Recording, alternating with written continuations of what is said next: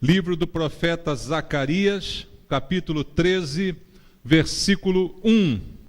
A palavra de Deus diz: naquele dia haverá uma fonte aberta para a casa de Davi e para os habitantes de Jerusalém, para remover o pecado e a impureza. Amém. Glória ao teu nome, Senhor, pela tua palavra e pela oportunidade que temos de mais uma vez neste dia ouvir a tua voz aqui, Senhor, que é o que realmente nos interessa. Não viemos aqui ouvir histórias humanas, nem filosofias desse mundo, mas a palavra que sai da tua boca, o alimento espiritual que precisamos para suster a nossa vida, Senhor, e que esse alimento nos seja servido essa noite, que nós possamos dar ouvidos à tua voz, abrindo os nossos corações para receber a palavra que o Senhor quer ministrar a cada um. Eu entrego a minha vida a Ti, meu Deus, e peço Tua graça e misericórdia sobre mim e a unção do Espírito Santo, para que esse poder possa usar a minha vida para ministrar a palavra de modo eficaz, de modo que ela chegue aos nossos corações, quebrando barreiras e mudando, transformando as nossas atitudes. É o que eu te peço em oração com os irmãos, em nome de Jesus. Amém. Podem sentar, irmãos. Amados, o livro do profeta Zacarias, aqui no seu final, vai caminhando para o final, ele começa a falar de tempos de restauração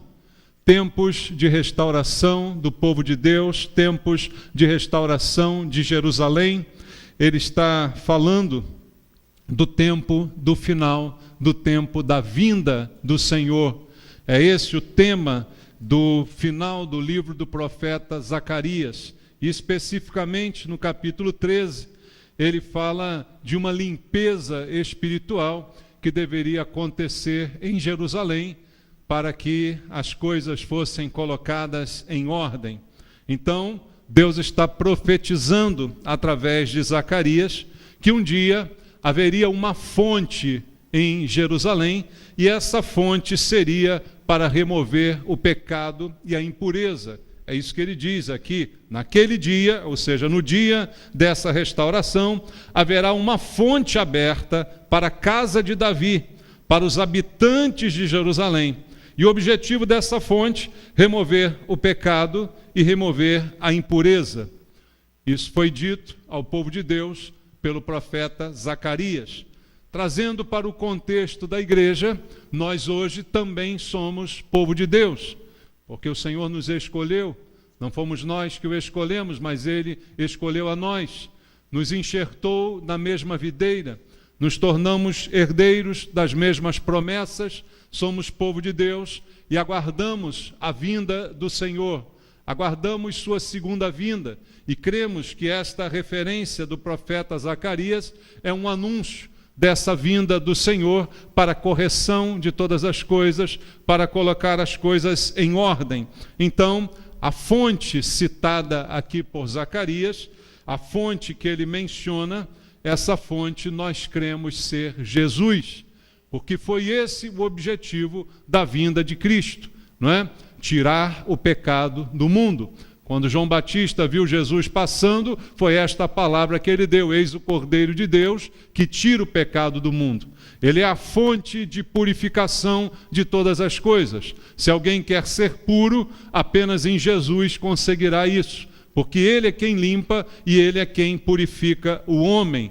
Então, a fonte referida por Zacarias, nós cremos que ele está falando, mesmo sem saber, a respeito de Jesus, daquilo que Jesus seria para o mundo, não apenas para nós, mas para o mundo inteiro.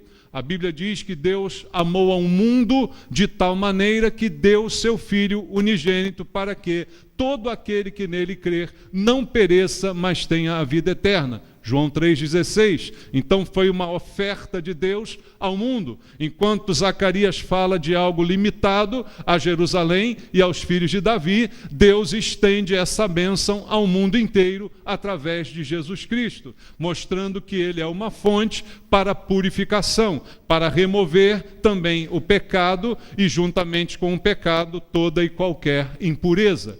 E isso, quando nós identificamos isso com Jesus, nós entendemos qual o plano de Deus para a salvação do homem. E para a gente entender isso, nós precisamos aprender princípios de Deus com relação a isso. Por que é necessária uma fonte de purificação? Por que nós necessitamos da remoção do pecado e das impurezas? Veja, no Antigo Testamento, a Bíblia fala para a gente que havia muitas exigências feitas por Deus para que pessoas e utensílios fossem primeiro purificados antes de serem aceitos por Deus. E isso é muito interessante, irmãos, porque, como já disse várias vezes aqui, eu não concordo com aquela expressão que no mundo evangélico se usa muito, aceita Jesus. Né? Você já aceitou Jesus? Como se Jesus fosse algo que a gente pudesse aceitar ou recusar ou jogar fora, dizer, não, estou cheio agora. Não, eu não aceito essa expressão, porque na verdade é Ele que me aceita.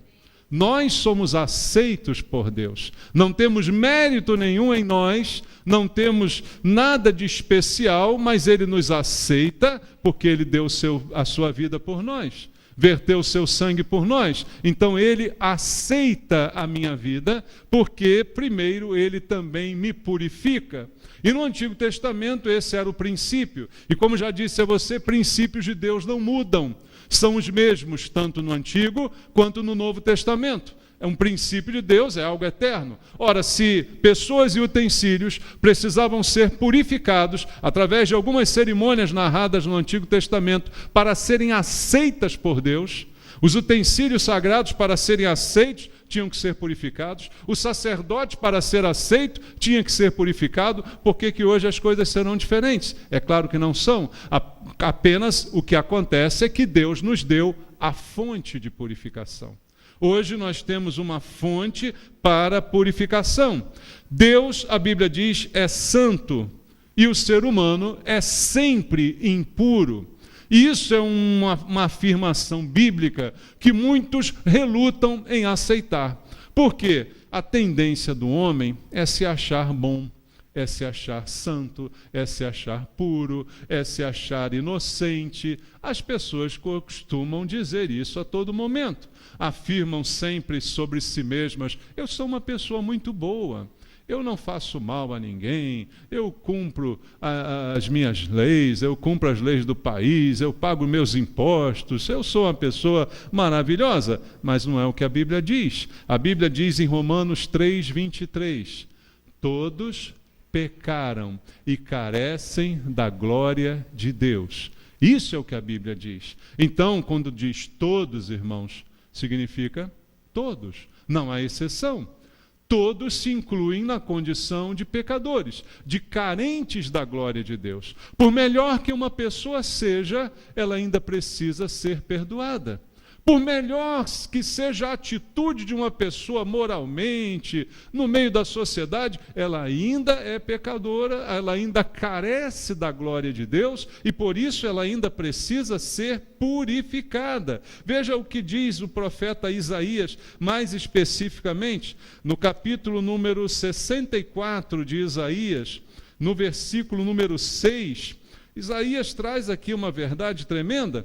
Ele fala assim, mas todos nós, quem somos todos nós? Todos nós, somos todos nós somos como o imundo e todas as nossas justiças como trapos da imundícia.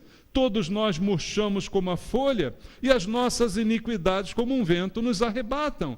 Veja, ele diz, até as nossas justiças, elas não significam nada diante das nossas impurezas. Não quer dizer que eu não seja capaz de fazer coisas justas. Não quer dizer que o ser humano não tenha capacidade de fazer algumas coisas justas. Mas mesmo as coisas justas que fazemos, elas são diante da pureza de Deus como trapos imundos. Então, não significam grandes vantagens para nós. E Isaías se inclui nisso. Ele diz, todos nós somos assim. Isso inclui a todos nós. Então, chegamos à conclusão que não há ninguém bom. não há ninguém puro, não há ninguém sem erro. Se Deus não purificar, o homem não consegue ser purificado. E Deus, Ele requer de nós purificação. Ele requer de nós santidade. Aí chegamos também ao que diz o apóstolo Pedro, na sua primeira epístola. Leia comigo lá, a primeira epístola de Pedro, no capítulo número 1, no versículo 15 e no versículo 16. Veja só o que Pedro diz aqui, versículo 15 e 16. Pelo contrário, segundo é santo aquele que vos chamou, tornai-vos santo também vós mesmos em todo o vosso procedimento, porque está escrito, sede santos, porque eu sou santo. Aonde está escrito isso que Pedro está dizendo aqui? No livro de Levítico, no Antigo Testamento? Pedro está citando o livro dizendo, a palavra de Deus para nós é, seja santo, porque eu sou santo. Então Deus requer de nós santidade. Mas aí estamos diante de um dilema. Como que eu serei santo se a Bíblia diz que eu sou impuro? Como que eu serei santo como Deus é santo se a Bíblia diz que as minhas justiças não valem nada? Eu estou diante de um impasse. Então eu preciso perceber que por mim mesmo, pelos meus próprios esforços, nunca conseguirei atender ao padrão de santidade que Deus requer. Como serei santo como Deus é santo diante de todas essas minhas limitações que a própria Bíblia afirma sobre mim? Então já percebo logo que a fonte da purificação não está em mim. A fonte da mudança não está em mim. A fonte da purificação está em Jesus, como nós vimos aqui. Não está em algo que eu faça, não está num exercício de controle e domínio sobre a minha vontade. Eu não tenho essa capacidade. Então eu só consigo alcançar esse padrão de Deus se Deus providenciar uma fonte para isso. Uma fonte aonde eu vou beber. Uma fonte aonde eu vou me alimentar. E essa fonte vai me limpar. Entende? Não sou eu me auto-limpando, me auto-corrigindo, porque seria completamente inútil, jamais conseguiria ser santo como Deus é santo.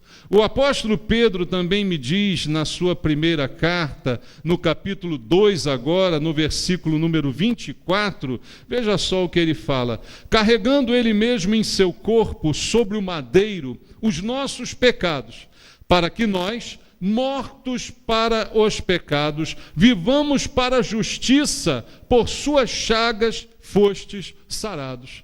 Pedro está aqui afirmando que Jesus, Ele mesmo, no seu corpo, sobre o madeiro, sobre a cruz, os nossos pecados, para que então eu me entenda como morto para o pecado e possa viver para a justiça. O meu pecado, do qual eu não conseguiria me livrar sozinho, foi atribuído a Jesus e Ele o carregou na cruz para que eu pudesse ter uma nova chance de vida. Agora uma vida purificada, porque eu bebi da fonte. Mas eu preciso beber da fonte. Eu preciso decidir fazer dessa fonte que está disponível a minha fonte, da onde eu vou beber. Mas você escolhe de que fonte você quer beber. E o que é importante notar é que nós sempre estamos bebendo de alguma fonte. Sempre. Sempre estamos absorvendo alguma coisa. E aí, da onde você tem absorvido?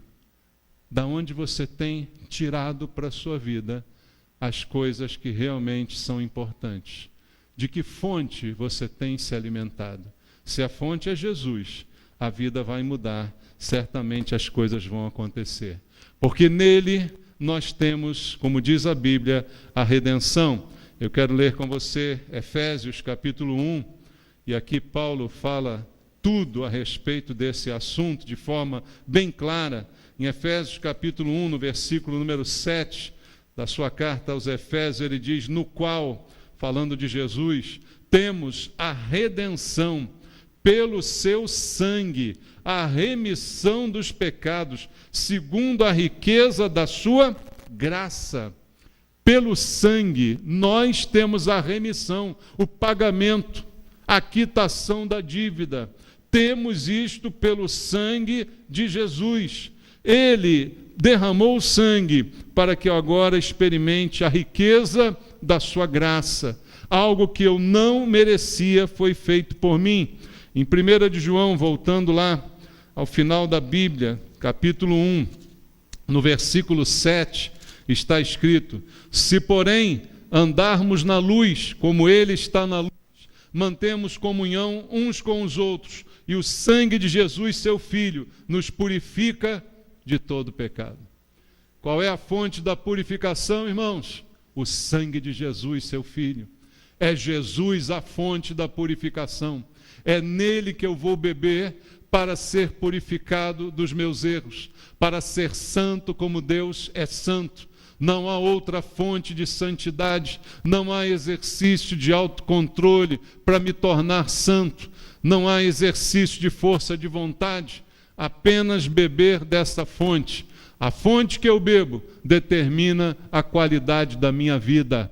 De que fonte eu tenho bebido, isso é que vai contar a minha história. Então o sangue de Jesus lava as nossas impurezas, assim como simbolicamente o general Naamã foi lavado no Rio Jordão.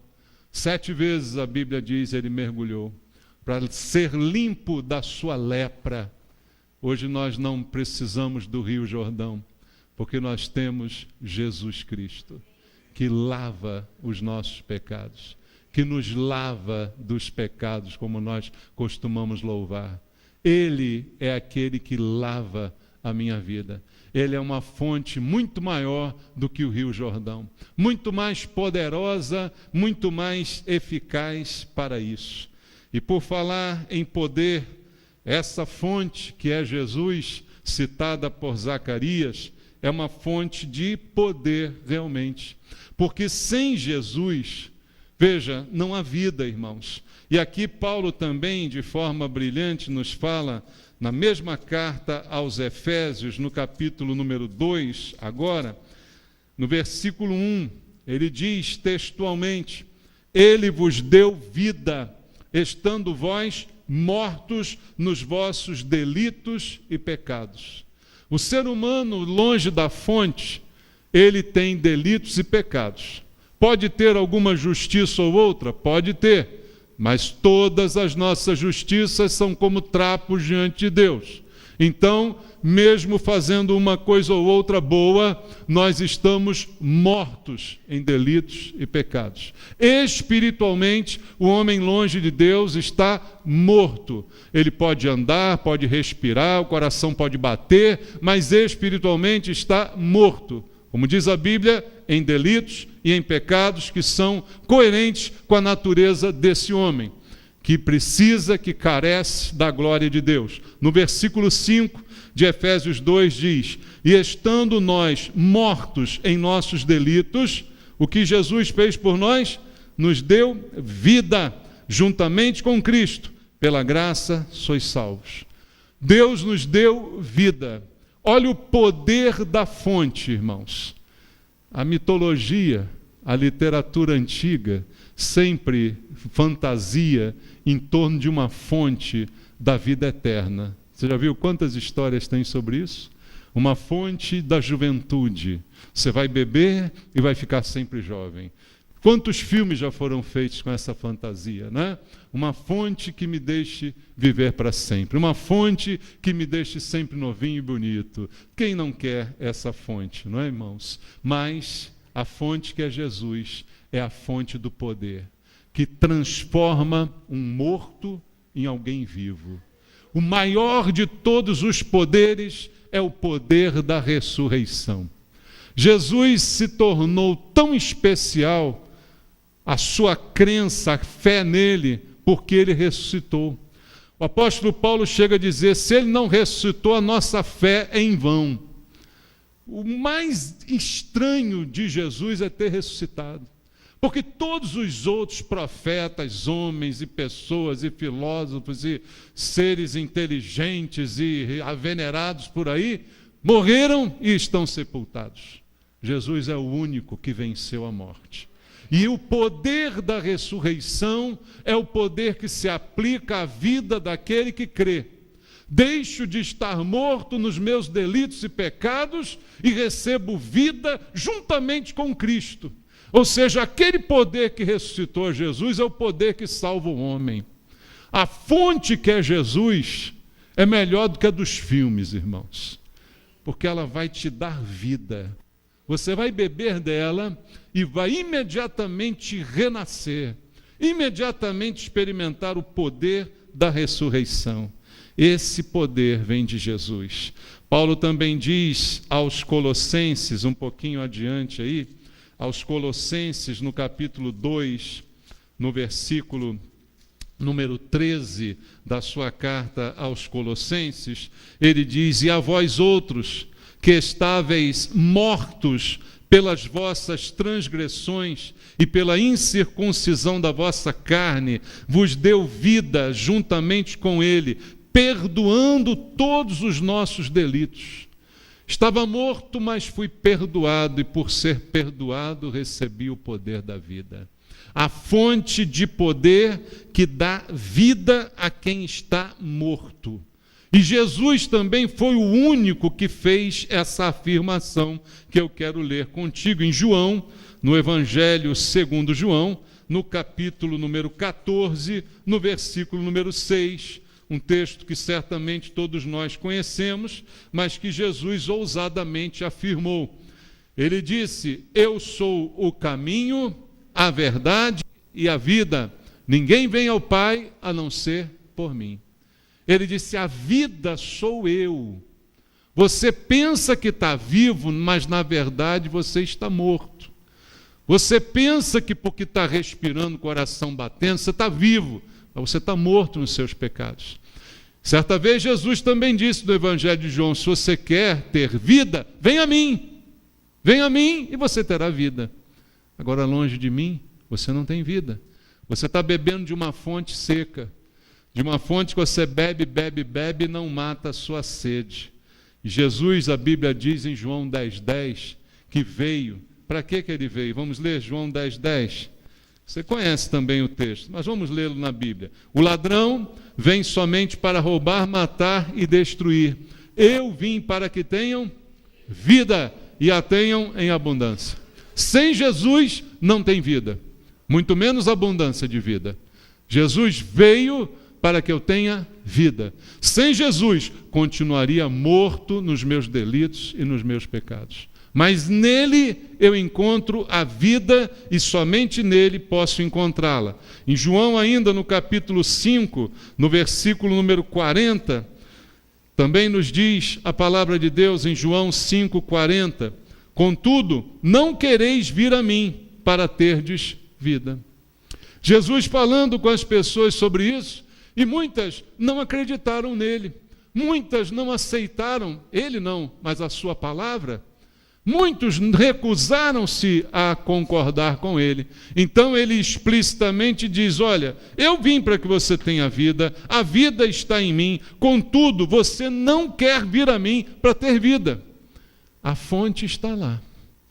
Ao contrário do que dizem os filmes dessas fontes, já viu que a fonte no filme é sempre difícil de achar? Todo mundo se mata para achar a fonte, né? E o bandido briga com o mocinho para impedir que ele chegue na fonte. A fonte está escondida lá não sei aonde. A fonte de Jesus está aberta, é pública, todos têm acesso, não está escondida em lugar nenhum, não está escondida em igreja nenhuma, é pública para quem quiser. Quem quiser, venha a mim e beba, diz a palavra de Deus. Qualquer um que quiser pode encontrar com ele. O problema é o querer. Para essas pessoas, em João 5,40, Jesus diz assim: vocês não querem vir a mim para beber. E aí é que o homem decide o seu destino. Você quer ou você não quer? Ah, não, eu não quero não. Eu acho que eu consigo me lavar em outra fonte. Eu acho que se eu tomar um banho de abô, num centro de macumba, eu me limpo. Eu acho que se eu tomar alguma poção mágica aí, eu vou fazer um descarrego na minha vida, eu vou me limpar de alguma maneira. Aí é o que Jesus disse: a vida está aí, mas você não quer vir a mim e ter vida. Você não quer beber da fonte que sou eu. E você é livre para escolher a fonte aonde você vai beber. Então, Jesus prometeu uma fonte para qualquer um que se aproximar dele. E como eu disse, o mundo oferece muitas fontes, mas fontes que não sustentam. Ainda em João, no capítulo 4, quando Jesus está conversando com a mulher samaritana, no versículo 13, está escrito assim: afirmou-lhe Jesus: quem beber desta água tornará a ter sede. Aquele, porém, que beber da água que eu lhe der, nunca mais terá sede. Pelo contrário, a água que eu lhe der será nele uma fonte a jorrar para a vida eterna. Estava Jesus e a mulher samaritana estavam diante de uma fonte, a fonte de Jacó. E Jesus disse assim: essa aí, qualquer um pode beber também. Essa aí sacia a sede por algum minuto, por algum momento. Depois você tem que vir aqui de novo e tirar água mais uma vez, e vir de novo e mais uma vez, e mais uma vez. Porque ela não é para saciar para sempre. Mas quem beber da água que eu der, esse aí não apenas nunca mais terá sede, como ele mesmo se transformará numa fonte para a vida dos outros, numa fonte que jorra para a vida eterna. Ele mesmo vai estar saciado e ainda vai ajudar a saciar outros, mostrar o caminho da fonte verdadeira para outros. Que promessa maravilhosa Jesus está nos fazendo. Então, irmãos, eu e você precisamos entender: a fonte é única, não tem duplicata, não tem cópia, qualquer outra é falsa. Eu sou o caminho, a verdade, a vida, a única fonte é Jesus. Não tem outro caminho para onde eu possa ir. Então, eu preciso confiar no poder dessa fonte e fazer tudo para beber apenas dela. E aí, então, descansar nesse poder. Há um versículo que o apóstolo Pedro nos fala em 1 de Pedro, capítulo 5, versículo 7, que serve também para a nossa reflexão. Em 1 de Pedro, no capítulo 5, verso 7, ele diz: lançando sobre ele toda a vossa ansiedade, porque ele tem cuidado de vós. Lance sobre ele a preocupação, a ansiedade. Ele é a fonte, ele cuida de mim, ele me deu vida, então eu entrego a ele todas as coisas. Por isso que eu digo, ele me aceitou, eu apenas me rendo a ele, me rendo ao domínio, me rendo à ordem dele. A fonte é essa. Veja, não existe essa de todos os caminhos levam a Deus. O caminho é um só. Ou eu vou por ele, ou eu não chego nele. Se eu escolher outro caminho, não chegarei. O caminho é único, é Jesus. A fonte é única, não há outra. Então eu preciso descansar nele. Eu preciso saber que eu achei o caminho certo e que ele cumpriu todas as suas promessas na cruz. Tudo aquilo que ele disse se realizou. Até que ele falou ainda na cruz: está consumado. Tudo foi feito da maneira como deveria ter sido feito. E veja, a Bíblia também diz em João, volta lá no Evangelho segundo João, no capítulo 19, para a gente entender, irmãos, que nada é por acaso. Tudo tem um significado e um sentido espiritual para nós. Em João capítulo 19, no versículo 34, há um detalhe aqui da morte de Jesus na cruz. Diz assim no verso 34, mas um dos soldados lhe abriu o lado com uma lança, e logo saiu sangue e água. A fonte jorrou nesse momento. O sangue de Jesus que nos purifica de todo pecado. A água saiu dele. A água que ele disse à mulher samaritana: quem beber dessa água nunca mais terá sede. Simbolicamente, Isso significa o cumprimento de tudo que Jesus falou, de todas as promessas que foram feitas. Ele deu a sua vida na cruz e deu tudo de si.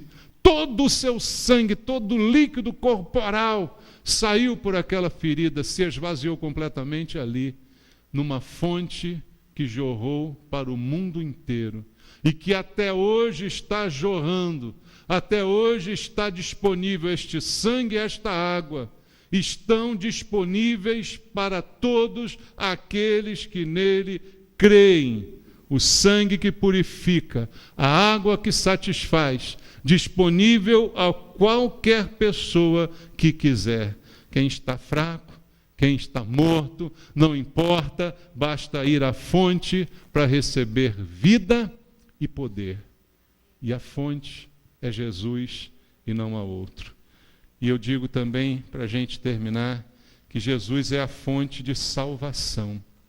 Veja em Isaías, no capítulo 55, profeta Isaías, capítulo 55, no versículo 1 até o versículo 3, Isaías diz assim: Ah, todos vós os que tendes sede, vinde às águas, e vós os que não tendes dinheiro, vinde, comprai e comei, sim, vinde, comprai sem dinheiro e sem preço, vinho e leite. Por que gastais o dinheiro naquilo que não é pão, e o vosso suor que não satisfaz? Ouvi-me atentamente, comei o que é bom, e vos deleitareis com finos manjares. Inclinai os ouvidos e vinde a mim. Ouvi, e a vossa alma viverá, porque convosco farei uma aliança perpétua, que consiste nas fiéis misericórdias prometidas a Davi. Isaías fala de uma aliança perpétua, eterna, que será feita com aquele que vier à fonte dessas águas. E ele convida a todos. Veja, quando ele fala aqui de comprar, de sem dinheiro, ele não está prometendo prosperidade, como alguns deturpam a palavra para dizer, irmãos. Isso aqui não tem nada a ver com prosperidade. O assunto aqui é espiritual. O assunto aqui é a alma. Não é a vida nesse mundo. Você gasta naquilo que não satisfaz. Ele está falando do que você gasta da sua alma, da onde você bebe, da fonte que você recebe. Coisas que não acrescentam nada à sua vida. O motivo desse texto é espiritual. Ele diz: você tem sede? Vem às águas. Você que tem sede pode vir. Você não tem dinheiro? Pode vir, porque é de graça. Não tem que pagar nada por essa água. Você pode vir mesmo sem dinheiro e você vai receber dessa água. Há uma perspectiva nova para você, mas para isso, versículo 3 diz: incline o seu ouvido, ouça a voz do Senhor, vinha a mim, ouça, e a sua alma viverá, porque eu farei com você uma aliança perpétua, que consiste de misericórdia, não é de mérito. Você não vai receber um prêmio pelo seu comportamento, você vai receber misericórdia, porque mesmo sabendo que não há valor intrínseco em você, eu vou te perdoar. Por causa do sangue desta aliança, você será perdoado e você será salvo. Então, a fonte é a única fonte de salvação. Não há outra fonte para a salvação. Em Apocalipse, para a gente encerrar no capítulo 22, lá no final do livro do Apocalipse, no versículo número 17, terminando a Bíblia Sagrada, o Espírito Santo está dizendo: o Espírito e a noiva dizem: vem. Aquele que ouve, diga: vem. E aquele que tem sede, faça o quê? Venha. E quem quiser, receba de graça a água da vida. A vida está em Cristo e a vida é de graça. Custou muito caro para Jesus, mas para nós é de graça. Ele está pronto para salvar. Mas quem tem que dar o passo é você. A fonte está aberta, mas quem tem que querer é você. Como Jesus disse lá em João 5,40. Vocês não querem vir a mim para ter vida, mas se você quiser vir a mim, você terá vida. A fonte está aberta. Se você disser eu quero, a vida é sua. Se você disser não quero, continua morto. Do mesmo jeito que estava. Não piora, fica do mesmo jeito. Tem como piorar estando morto? Não, já está morto. Então não tem nem o que piorar. Mas quer melhorar, quer viver, só tem uma chance: Jesus. É você dizer voluntariamente: eu quero Jesus. Eu quero beber dessa fonte. Eu quero essa fonte de vida. Eu quero deixar a morte. Eu quero passar a ter vida em Cristo. Há alguém aqui essa noite que quer entregar a sua vida para Jesus? Quer dizer, eu quero. Há alguém? Levanta a mão para a gente orar. Se você quiser, a chance é agora. Eu quero. Se você quiser, você vem a mim e você bebe. E você vai ter vida. Há alguém que ainda não fez isso e que deseja? Não? Amém. Mas eu quero orar por você agora. Vamos ficar de pé. Vamos falar com Deus. Vamos colocar a nossa vida diante do Senhor. Você que já bebeu dessa fonte, você que tem experimentado das bênçãos do Senhor, da vida que Ele te deu, é momento de agradecer também.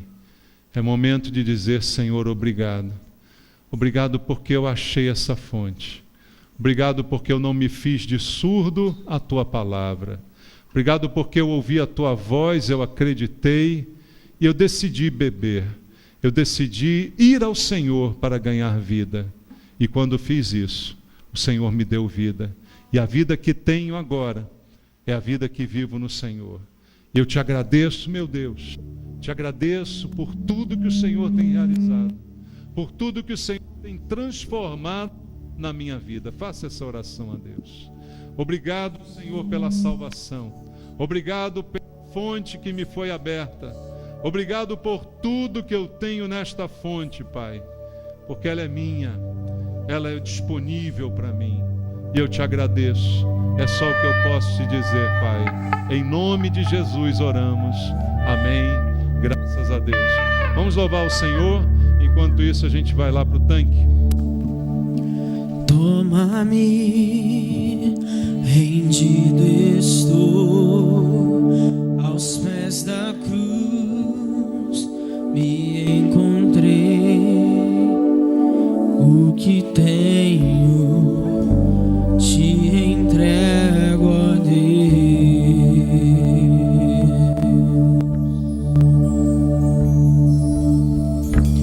Vem limpar as minhas mãos, purificar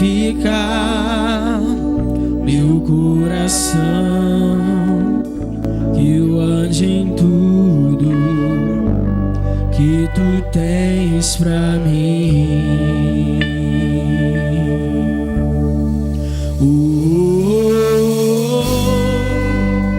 Eis-me aqui, rendido estou.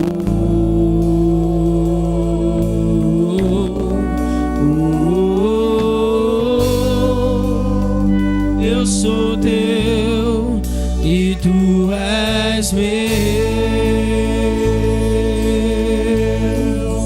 Jesus.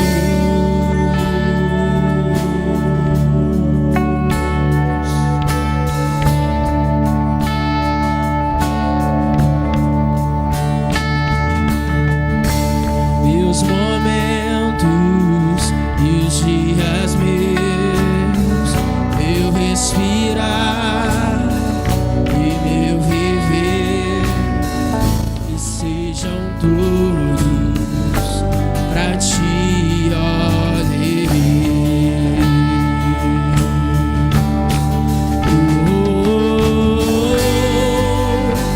Eis-me